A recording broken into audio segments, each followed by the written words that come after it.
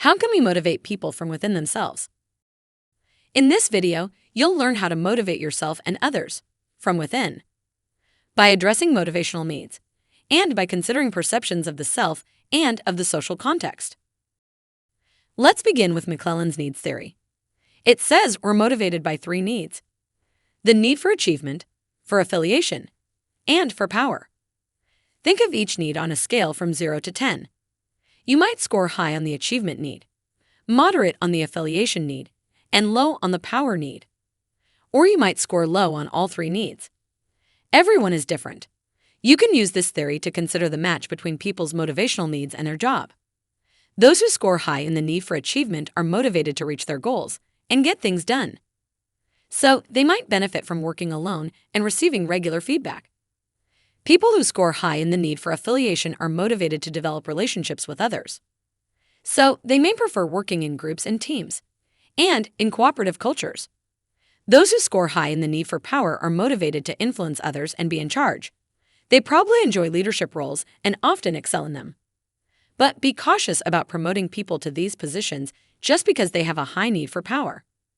They also need to have the appropriate experiences and competencies, and they need to be prepared to use the power granted to them in ethical ways. You can also use Vroom's expectancy theory to motivate from within.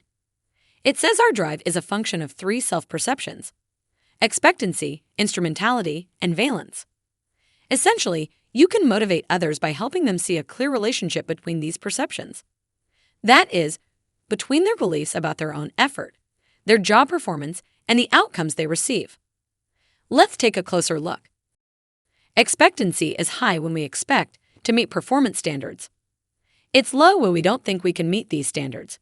To improve low expectancy, build people's confidence, clarify the meaning of high performance, and help them work toward both short and long-term performance goals. Instrumentality is high when we believe a certain level of performance is instrumental or necessary to getting the outcomes. It's low when we think we can get the same outcomes regardless of how well we perform. Imagine being able to get a raise or promotion without actually having to meet the standards. What would that say to the other employees working there? That their performance doesn't matter, that even low performers get rewards. To enhance perceptions of low instrumentality, establish a clear connection between rewards and performance, and hold low performers accountable. Valence is high when we value the outcomes associated with performance. It's low when we aren't interested in the rewards we could earn. To enhance valence, identify what outcomes the other person values most. And get creative. Rewards don't always have to cost money. Showing appreciation, for example, can go a long way with a lot of people. Adam's equity theory is also useful when it comes to motivating people from within.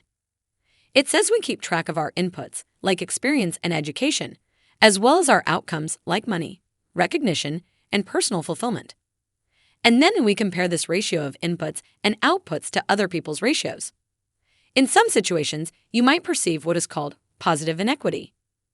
Your ratio of outcomes and inputs, shown in purple, is better than the comparison others' ratio, shown in green. Here's what negative inequity looks like. Now your ratio of inputs and outcomes is worse than the other person's ratio. To restore equity, this theory predicts you will choose one of these options.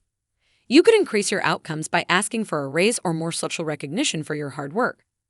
Or you might decrease your inputs by taking all of your breaks and reading fewer emails during your free time. You could also change the person to whom you compare yourself. Or, the most valuable option, adjust how you think about inputs and outputs. If you're attempting to motivate someone else, discuss their perceptions and consider whether additional information might help them see things more clearly. Perhaps they don't realize the number of hours their colleague actually works, or maybe they overestimated their inputs. You won't know until you ask. Let's summarize the implications of these theories. Identify the person's unique set of motivational needs. Clarify performance expectations and the rewards they can expect.